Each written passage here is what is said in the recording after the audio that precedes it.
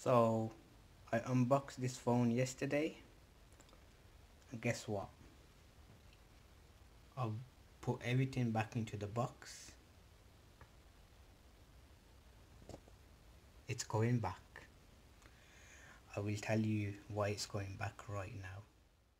So this picture was taken from the iPhone XR whilst the Google Pixel played a YouTube video. This was taken by the Pixel 2 whilst the iPhone XR played the YouTube video.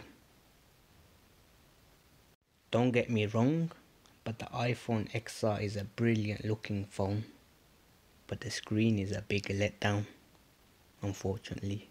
Yes, everyone said the iPhone XR will have a lower resolution screen, but from an Apple device I wasn't expecting that much of a difference in the screen. Like, I thought it might be worth it still, but 949 with the Apple Care Plus plan is not worth it. I've come from a Google Pixel 2, absolutely not worth it.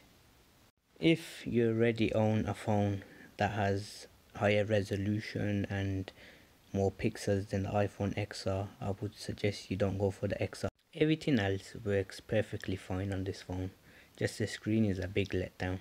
Other than that, thank you for watching. Take care until next time.